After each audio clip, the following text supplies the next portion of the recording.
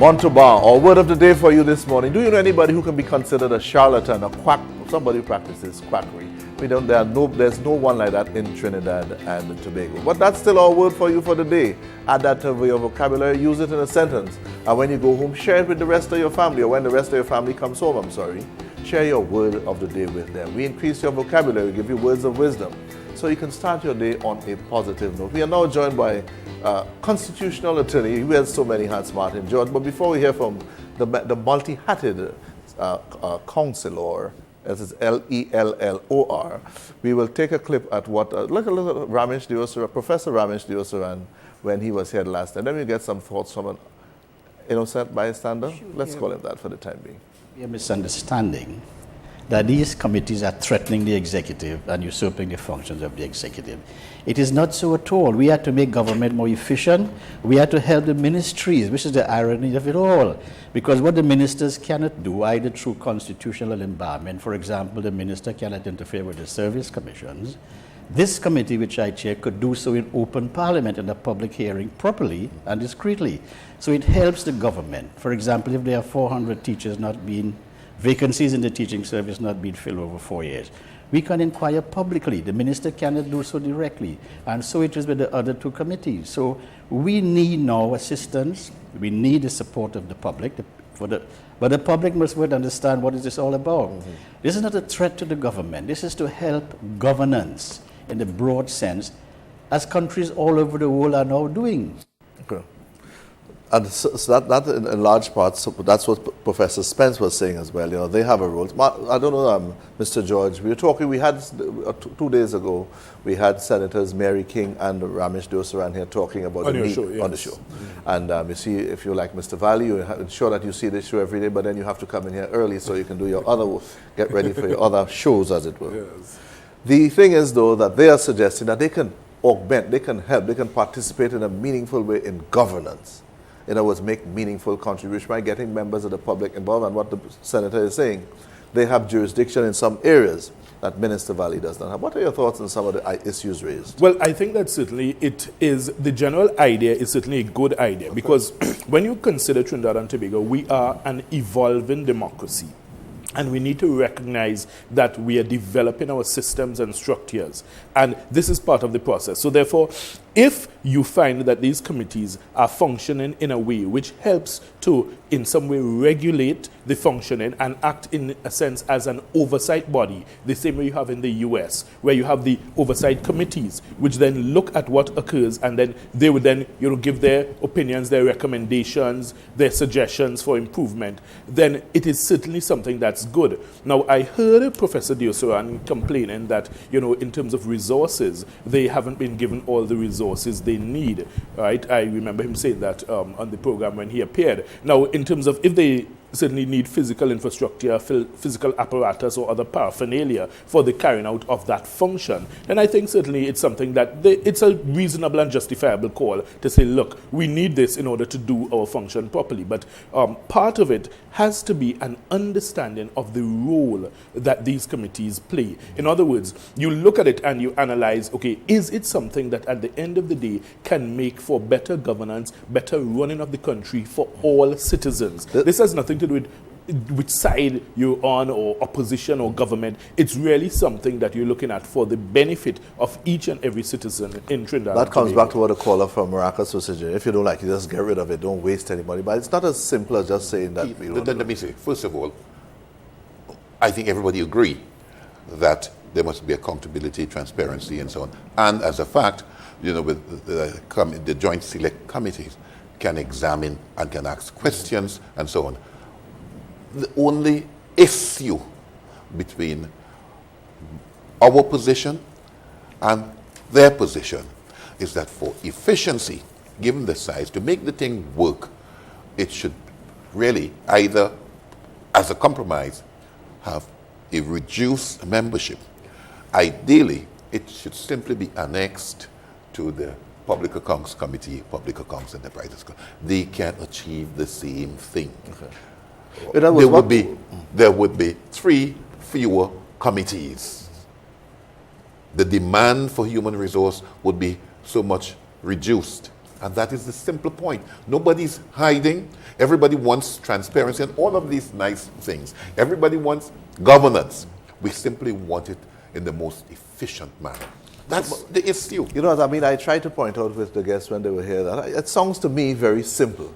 All it requires... It seems that way. Because both sides appear to want the same thing. So the thing is, if it is that we both agree, because if you think of it realistically, no government in Trinidad and Tobago now or within the foreseeable future can stand up publicly and say we don't want transparency, we don't want accountability. I think the society has evolved to a point where any member of the public knows that there must be some level of accountability. We've also seen the consequences when you don't have your checks and balances in place and you have errant members of either a government or an opposition party. And the point is there are mechanisms that are now being put in place, legislation has been put in place to be able to deal with that. So therefore we know that both sides, all members of the public must agree that this is something good, this is something that we want. So if it is that it's a question of finding a mechanism, I'm sure that among the 36 members of the lower house, the members of the Senate, they can sit down, come together, agree on what is the best mechanism. It cannot be that difficult. Well, we look forward for someday early next week. We're going to try to have a member of the opposition, Mr. Valley, as well as either Senator King or Professor Diosran here at a tripartite conference, as it were, so where we're trying can to flesh out these issues so that especially my lady from St. Joseph will be satisfied. That's right. No, go ahead, sorry, sir. because, as Martin has said, it ought to be an easy thing. I have been trying for the last 3 years with my colleagues, and as I mentioned before, the independents... You have a lot of patience. The independents did agree that we should reduce the committees, all right? Well, we have a new chief whip now, so perhaps I should talk with the new chief whip. Perhaps you would be of a different mind to the last chief whip. Let us talk about that now. Why now? The purpose of opposition is to oppose. In other words, it is to present another point of view. But the thing is, you're very a kind fellow, Mr. Valley. So you're surprising. The purpose of opposition here is to oppose. In other words, it's the impression we don't sit in the parliament very often, and we listen, and more importantly, you pay attention to what the opposition says. The point is, it can't be just to oppose. It can't be just to oppose. If you look at the period between 1995 to 2001, you would have seen an opposition that presented another viewpoint, agreeing with the government from time to time. As you said, that I heard the member for our approach in the parliament on Friday said that although our position was that we would not agree with anything the government advanced, we agreed with the OSHA bill. Right. You're making That's the right, point. they agreed with that. They eventually agreed with the Police Service Commission amendment. We never approached the parliament in that manner. Right. No, I have a pretty good idea what the theory of the opposition should be. In other words, the function. I'm not talking about the theory. I'm talking about in the reality practice of the PNM. We is know that the we examine every piece of legislation. What's this? Y'all getting ready to go back in opposition? That's not. No. But I'm saying that we have been in opposition on 2 occasions. Just two. Thank God. Yes. Yeah. All be very careful. And it look like you're getting ready for a third tranche there. But the thing is, you're going on record as saying that? The UNC is working hard to ensure that. Let us talk a bit about the relationship that is necessary between yourself as the leader of government business and the opposition chief whip. Yes. How you all do we get to? We look. Quite frankly, we agree. We set the business of the house behind the speaker's chair. We consult and. We have agreement about 90% of the time, I would think. And that has been so since even when Mr. Marad was in the House. Okay, so that's the custom of the Parliament. All right, we accommodate each other. I'm hoping that the chief will accommodate me on this matter. So can share with us that what will you, when you go to the new chief whip, that's Dr. Hamza Rafiq. I think he's an old schoolmate of mine as well. Yes. They're going to go to Dr. Rafiq and get him to see what points would he be trying to get? Well, first of all, I'll ask him. Did you see the show this morning? Oh yes. And if he doesn't see the show, then I'll have to brief him and say, well, listen, this is you. I think this should be required viewing for all members of Parliament, all right-thinking citizens of Trinidad and Tobago. This is where you get the best information. We're going to take a short break, give you a chance to assimilate your thoughts, get some good questions for the learned attorney and the Minister of Trade, the Deputy Political Leader of the PNM, as well as the Chief Whip on the government side. Stay with us. We're coming right back. We are required to inquire into and report to both houses on the manner in which the decisions are made by the service commissions and the ministries in terms of public spending, how they administer their affairs and the criteria used. And we have to produce reports. So constitutionally and in the standing orders, we are further empowered to summon any person in the country we wish to do so, and that person has to respond and appear before the committee. That is the law. You have legal... Oh, yes, to send for This persons, is papers, and sanctioned. reports. This is sanctioned by the Constitution. Yes, yes. If you fail to do so, you can be held for contempt. Now, when you appear before us, we do so, we treat you with respect. Members who don't, they are trying to be pulled up, and the public will judge. But you are expected to appear. We can call for papers, for documents. So all these functions are listed here in the standing orders and backed up by the Constitution. Okay. Where we fall short is in the...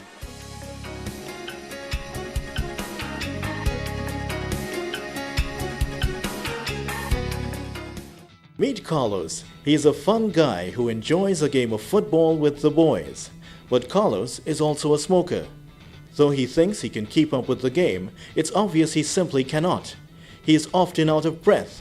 He can't even defend himself, and his friends are embarrassed game after game. Come on, Carlos, give up the cigarettes, score one for the team, and show them you can get back in the game. A message from the Ministry of Health. What a flu. Yeah, I know what you mean. You don't have the flu? Oh, yes, I do. I did yesterday, but I took Panadol multi-symptom. There is nothing better than Panadol Multi-Symptom to get rid of all the symptoms of the worst cold. Take Panadol Multi-Symptom and get on with your day. Keep watching Cable News Channel 3 and win fabulous prizes, including the brand new 2006 model 1.8 Honda Civic, courtesy Classic Motors. A trip for 4 to beautiful Barbados, courtesy Barbados Tourism Authority. Airfare provided by BWIA West Indies Airways. Accommodation compliments Accra Beach Resort. A car to take you around the island compliments courtesy Rent-A-Car. An exciting submarine dive compliments Atlantis Submarines Barbados Inc. And 4 rounds of golf compliments Barbados Golf Club. Plus, 3 lucky persons will each qualify to win a BlackBerry mobile phone with 1 year's free data charges, courtesy B-Mobile. Remember, to qualify for the grand draw, you must have a minimum of 50 correct answers. Keep viewing and text your answers to 2623 for your chance to win weekly prizes. Now, here's one of your many chances to win. Text your answer to 2623. Good luck.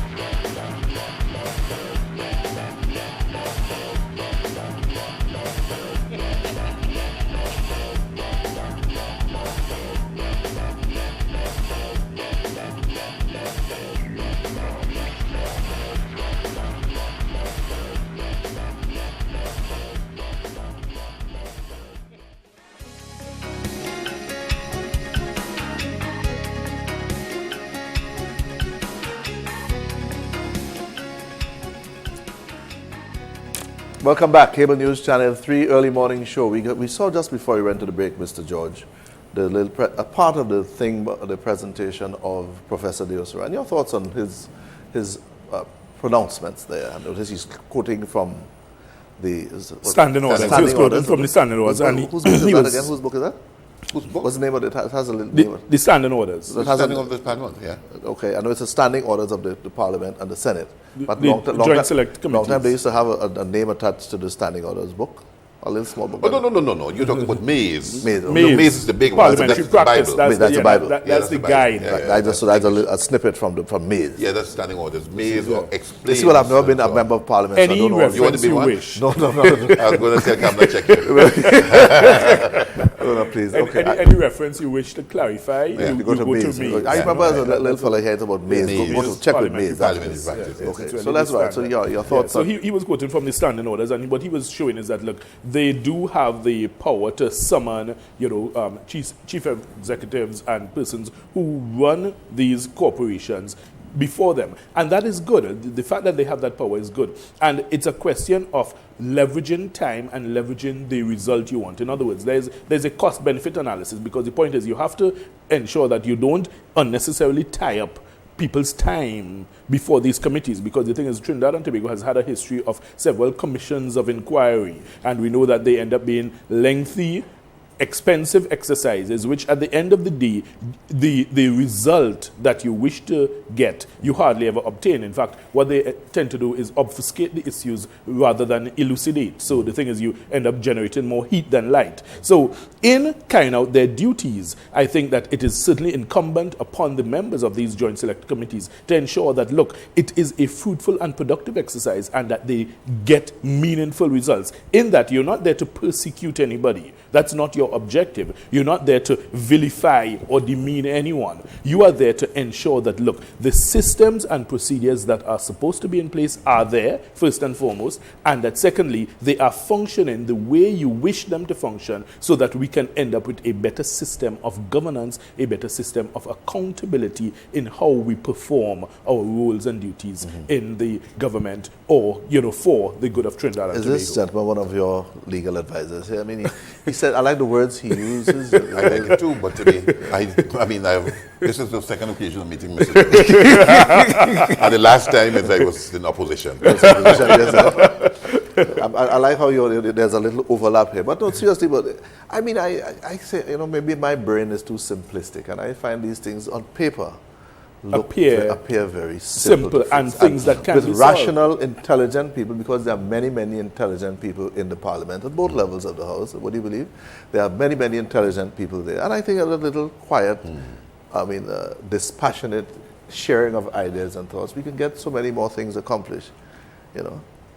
I certainly would agree with that. And you see, the thing is, we need to, I think, taking back to the point that you raised earlier as to opposition and the role of opposition being to oppose, I think we need on both sides of the house to understand that, look, opposition needs to be something that has to evolve into a slightly more sophisticated animal, in that you cannot simply oppose for the sake of opposing or because your membership feels, well, look, if you block the government in doing this, then the government will achieve something good if that legislation is passed, so therefore you block them just for the sake of blocking them. We need to look at what is the greater good required of the country, and this is where the citizenry has to ensure that they get the message across to their representatives that, look, hey, if this piece of legislation is going to benefit us all, then whether you are in opposition, whether you're in government, we want you to support it because we are the ones who ultimately will benefit from it. So the thing is, we need to move away a bit from this acrimonious state of affairs where it's just a question of mudslinging and name calling,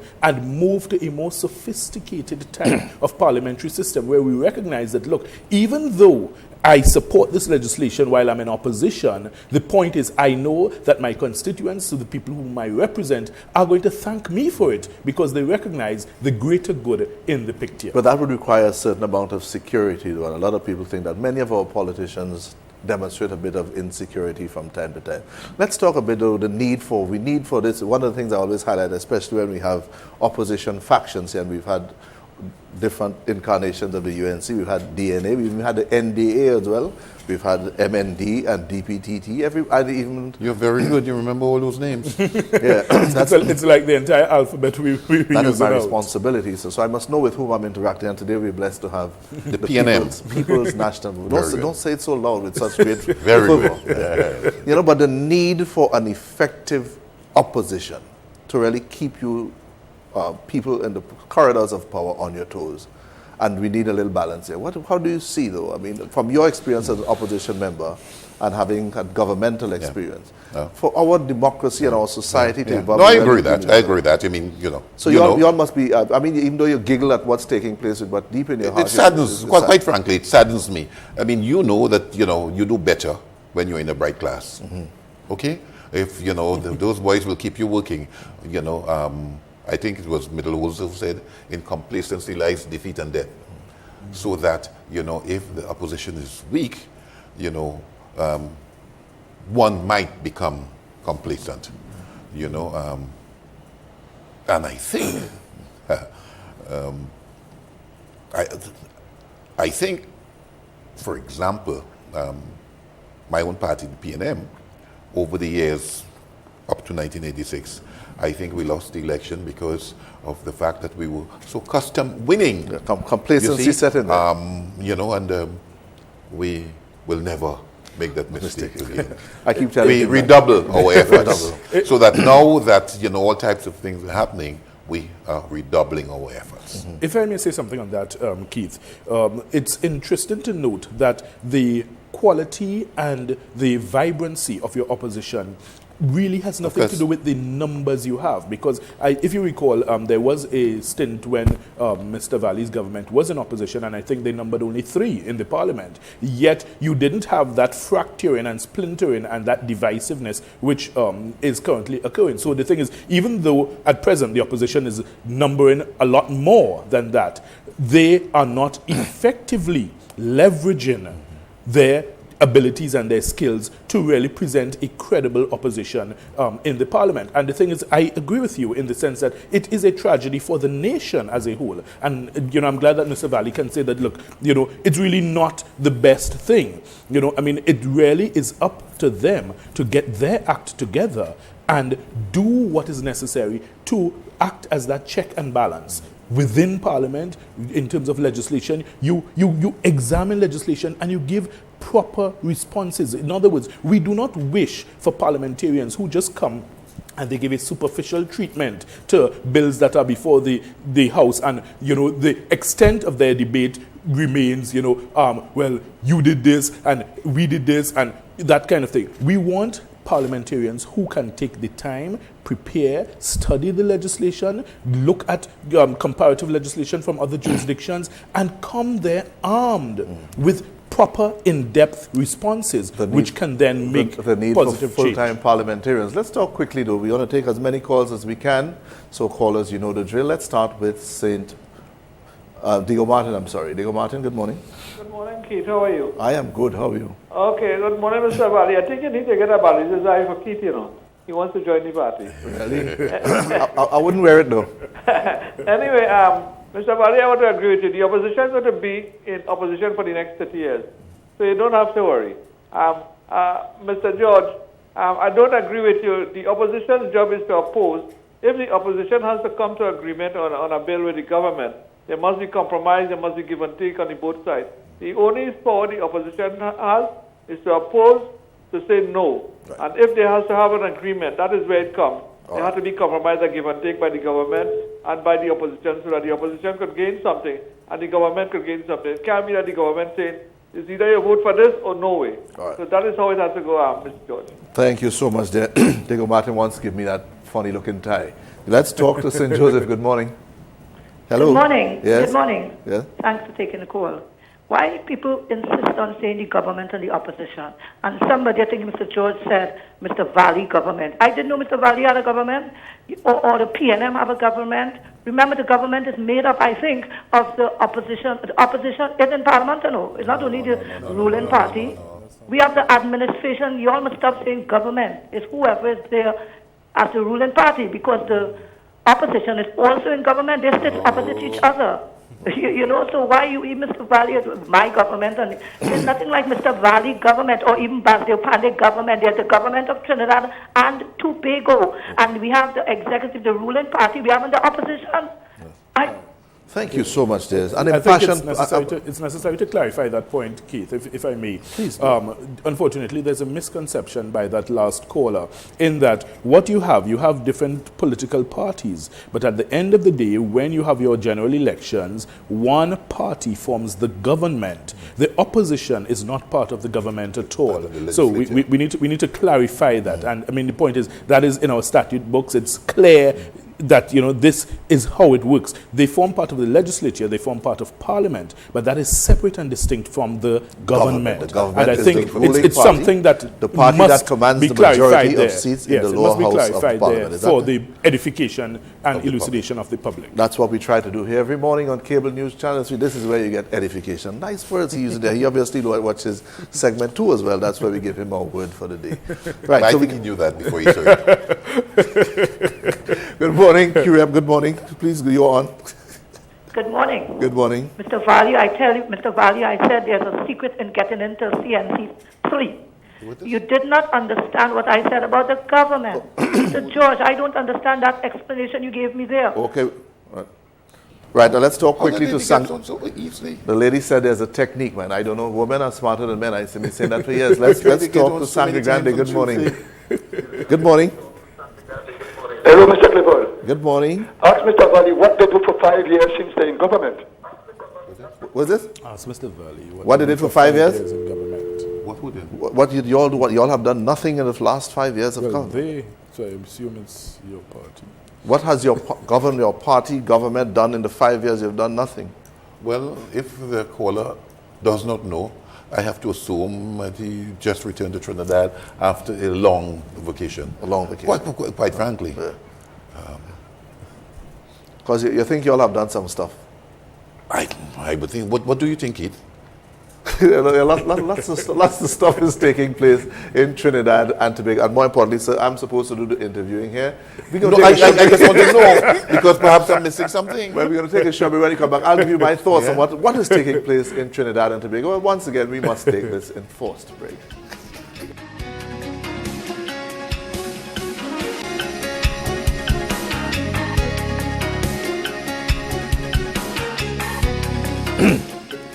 Yes, okay, the last caller from Sangre Grande, who you said obviously you spent a lot of time abroad because he doesn't see anything that is being done by the government. That is a statement that a lot of people bandy about. But Keith, I mean, at every budget, sitting budget documents, where we report on what has been done.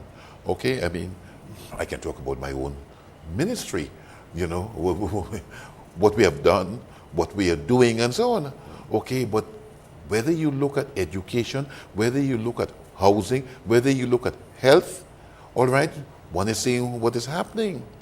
Okay, I mean, the other day, for example, on a calling program, where the callers were saying that Minister Rahal was the best thing since sliced bread, and they were talking about the number of operations that's being done, the backlog that's being cleared. I mean, you look around the country, you see what Dr. Rowley is doing in housing. You look at education. I mean, we have returned now to free tertiary education. That is how I went to university. And not only that, the government has brought in the HELP program so that the parents now no longer face that liability. Okay, my son who is going to university in September, he's completing his application form for his own help program. No longer is that my burden. That is what this government is doing. Okay, so the government is doing something. Listen to that in Sangre, the government is doing some stuff. Let's talk quickly now to St. James. Good morning. Good morning. Yes? I am listening. I am not really calling or pertaining to what is being discussed this morning, but I'm listening to the minister here speaking about what the other ministers is doing. What I want to know is what he is doing for his constituents. He only comes up here once every election time and say, come out and meet your minister. I want to know if he flies up here and he does not see the condition of the roads in Rossland, in the back road. Okay. And when we complained to WASA, they said, speak to your representative. There are committees in his area. Caller, hello? Yes. Where are you calling from? I'm calling from St. James, Rossland to be exact. I would like the minister to take a drive up on Rossland and see the kind of roads, the dig-up roads, the roads with the main that is right up. And as far as I understand, City Council said they have to be 6 feet under the road. That keeps on bursting all the time. And when you complain to WASA, they said the infrastructure of the road get onto our parliamentarian. Okay, well, you got and we don't get onto our parliamentarian. He's never in office. He's by his business place down on St. James. Well, that's easier to get onto me. It's closer to Rosslands. But I'm in my constituency office every Thursday afternoon, my day. So please check the minister at his constituency. And you can be there this afternoon. That's good, lovely. And let's talk quickly now to Marval. Good morning, Marval. Good morning, gentlemen. Good morning. I wish to refer to the caller who said that a government comprises of government and opposition. I think she was mistaking Parliament. Parliament is made up of the government, which are the people who are governing the state, and the opposition. So Parliament is made up of government and opposition, but we have a government who governs us. Okay. I wish to refer Dr. Clifford to your statement which said that there are intelligent people in Parliament. Yes. I beg to differ, sir. There are intelligent people in Parliament. I beg to differ, sir, and I'll tell you why. Please. We have a construction boom. Where is the traffic plan? We have a $2 billion smelter plan. What are they put in place for health problems? Another blimp. All I could see is more criminals just laughing at it. And an interchange. That is like having an operation to expand your stomach, but the food still has to go through your esophagus and come out through the small intestine. Okay, thank you so much, there, Marval. See, Marval is disputing my claim to intelligence in the Parliament. Hold on, let's turn quickly to Diego Martin again. Good morning. Yeah, good morning. Good morning. Good morning, Doctor. This one is for you, Doctor. Oh, You hear me, Doctor? Loud and clear. Doctor, I find it is me and hitting these people, so then this question is supposed to be hitting these ministers. Yesterday I tried to call you when that minister was on yesterday. What's his name? Minister He was on the program yesterday. Rennie Dumas. PNM. Yes. And I find how long the station open, Doctor. Can you tell me how long the station open? Let's say 10 months. Okay, and I find you lost in the touch. And this is a program I just look out for on a morning. I find you don't question these people as you should. Call us, hold the line, don't go anywhere. What do you want me to ask Mr. Valley? No, I don't want you to ask him. I want you to hit him a question. Don't tell me that, because the person just asked him where you can find him, and you hide him and say that you can find him in his office. So I shouldn't smile? Okay, no, come on. I mean, let me be realistic. You're hitting them. You're asking them. They did sack Maras was on the program, and they tried to. It's the closest. It's a long time I see you do something like that. Okay. Well, listen, I remain an imperfect sort. I really can't be. And I thank you so much for your input. I always appreciate, because we try to do better here every morning on Cable News Channel 3. We will take that under advisement, and we'll try to ensure that we ask the minister the questions you at home want us to ask. That's why we give you an opportunity so you can call in. So if I fail to ask something, you are free so to do. Let's take our last quick call before we get some answers. Then if we have time, we take some more calls. Good morning, Marva. Good morning. Yes? Dr. Clifford, I want to ask Mr. Valley. Please. I want to divert a little bit to the single market, CARICOM. I see Mr. Owen Arthur grinning like a shishi cat, because when you open this market and all these Grenadians and so forth, we Trinidadians ain't going to Barbados, and we ain't going to Grenada, and we ain't going to Guyana. That's for sure. But who is going to come here? The people who's scrambling for job and looking for CPEP. And we're going to have more criminals in this country than we have now. Thank you. Thank you so much. All right, so you have enough answers you need to give them. Well, that's the only question there, because I don't know whether there's anything else. But let me just say that, first of all, under the CSME, at present, Trinidad and Tobago accounts for roughly about 80% of the trade within CARICOM, so that we are main beneficiary of CARICOM, i.e. CSME. Secondly, the movement of people is limited. For example, at present, it's the concept is the free movement of skills. We have also included journalists and artists and so on, but it's going to be tempered over time. And it is incorrect to say that we're not going to Grenada or the OECS countries and so on. We have a number of service providers who, on a daily basis, make the trek to Antigua, to Dominica, to Grenada, to do business. And because there is a level of efficiency in air transport within the Caribbean, they will come back the same evening. So on a daily basis, if one goes to Piaco, you would see LIAT taking them, or BWIA and so on. So that it's a benefit for all of us, all countries, and that is the basic concept behind the CSME. Let me just make one other point. At present, for example, given the construction that is taking place in Trinidad, we do need to have workers, skilled workers from the other islands coming here. Okay. There would be some time when, and as a matter of fact, there are contractors who are doing work right now in St. Kitts and so on, in Barbados. Yes. That's the reality. If I could just add one point we're to going to that. I request that you hold that thought, and we have a caller from Marima Holding. We ask you to hold for just a little bit more. We must take this short break, then we're going to take the call and get some input from the councillor. Stay with CNC3.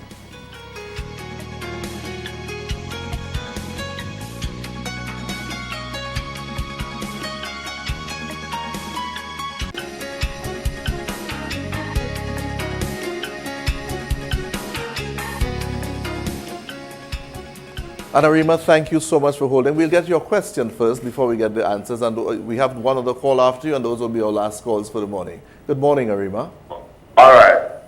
Good morning. Good morning. To you and the panel and your dear. Yes. I want to make a point. I want to address to the minister.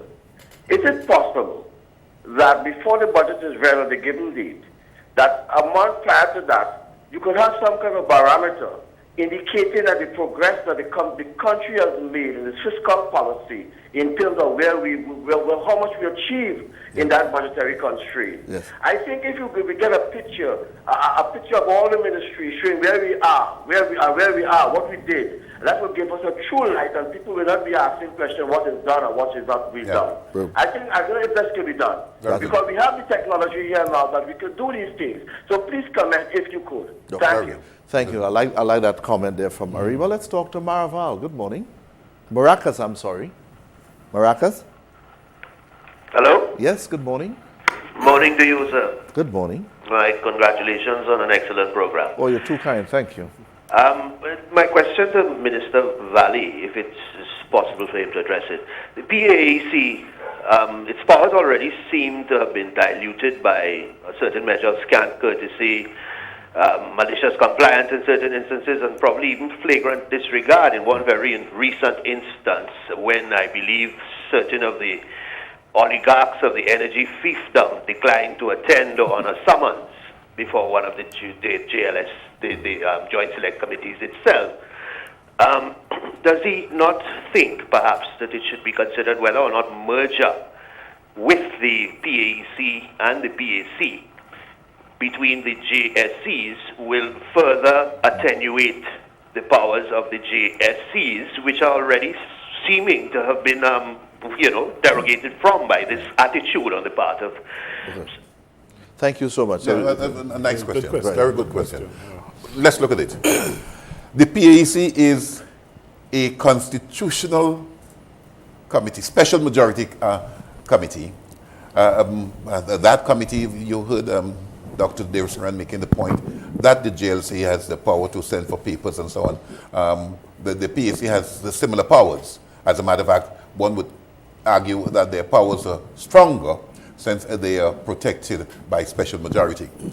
Now, the issue in the case that you're talking about is, here you had a situation where it's a plan, you're talking about the smelter, where no decision is taken as yet, and you're asking people to come and report.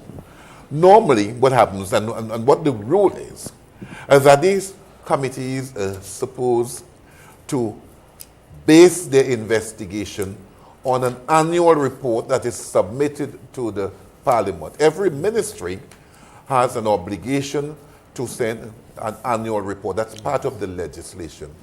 And that is the takeoff for the investigation.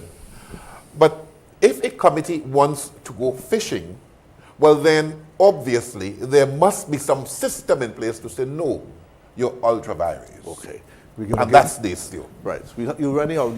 Trust me, Mr. Valley will be back with some on opposition and an independence, so we'll get into some more detail on it. Mr. George, you have a couple of minutes. Yes, just closing comments. Just two issues I want to touch on. Number one, the caller who raised questions about the CSME.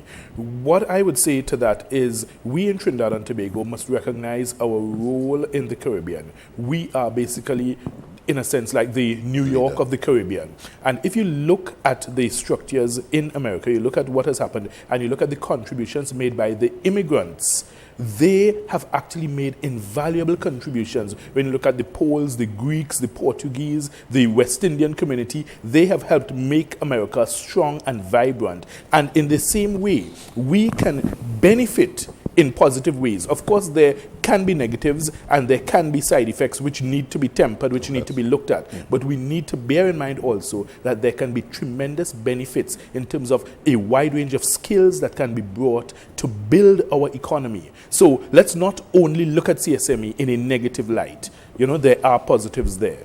And just to touch on the caller who questioned whether there was intelligence in Parliament or whether there are intelligent people in Parliament, obviously there are. And I think what we need to do is have that intelligence harnessed in such a way that it can actually become a positive for the country instead of it being used in a destructive manner to break down the society. Okay. Thank you so much there, Mr. George. I mean, thank you for your participation. You're Thank most you so much, welcome. Mr. Minister Valley. Mr. Valley will be back sometime next week when we get back, when we are able to get some independent senator as well as a member of the opposition. We have to flesh this thing out. I look forward to that and for all. And Mr. Valley is eagerly anticipating it. Remember, we have tomorrow is Friday again, and when Fridays come around so quickly, we have some light stuff tomorrow. We're going to have a Muslim musical group. We're going to get some food, I hope. We have some people from Malaysia. And of course, we probably might have soon to be former mayor of San Fernando, Ian Athley.